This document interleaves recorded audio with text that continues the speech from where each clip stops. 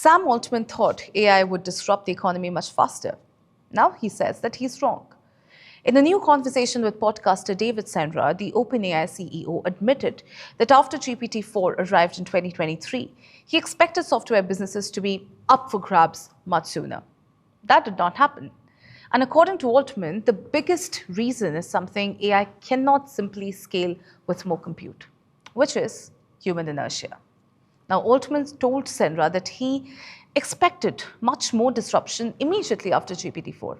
In fact, he thought software companies would become vulnerable much sooner and that business would rapidly rebuild themselves around increasingly capable AI models. Instead, the economy kept doing what it has always done. People kept buying from the same companies, they kept using the same tools, and companies kept operating around existing software and budgets and processes and responsibilities.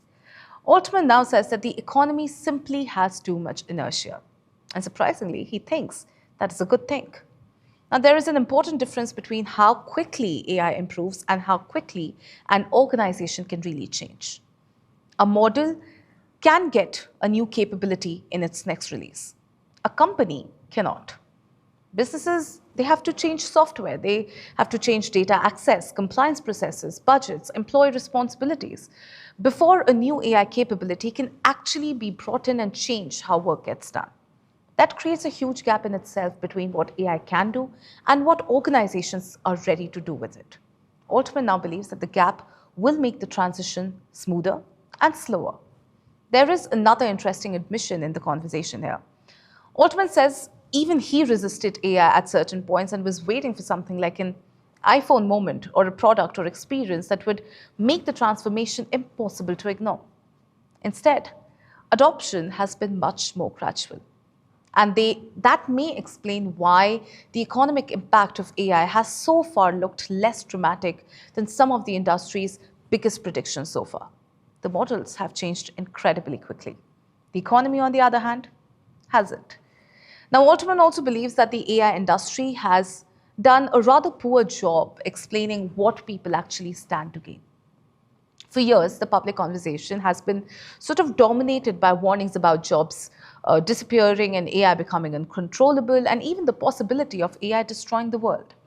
Altman argues that this has made AI sound rather terrifying while overshadowing a much more immediate promise, giving individuals more power. He predicts AI could lead to a boom in people starting smaller businesses because capabilities that once required larger teams will become accessible to individuals. OpenAI has made a similar argument publicly, saying AI should expand individual capability, agency, and economic opportunity rather than concentrate power in a handful of institutions. Now, before we get to the front page take, here's an update. Ladies and gentlemen, Cypher 2026 is back and it's bigger and better than ever before. We talk about it every day because it generally is the room to be in this October at KTPO Bengaluru, from voice AI visionaries like Ganesh Gopalan to filmmaking disruptors like Lakshmi R. Iyer. The stage is set to be massive. So mark your calendars. October 7th to October 9th at KTPO Bengaluru. We'll see you there. With that, the front page take. Maybe the biggest AI bottleneck isn't really intelligence. Maybe it's adoption. Because models can improve every few months. Companies cannot really reinvent themselves every few months, practically speaking. And that means the economic impact of AI may arrive much more slowly than the technology itself.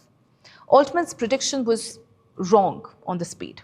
But that slower transition could actually give businesses and society more time to figure out what AI is useful for before it becomes or completely reshapes how they work. So here's a question I would like for you to answer.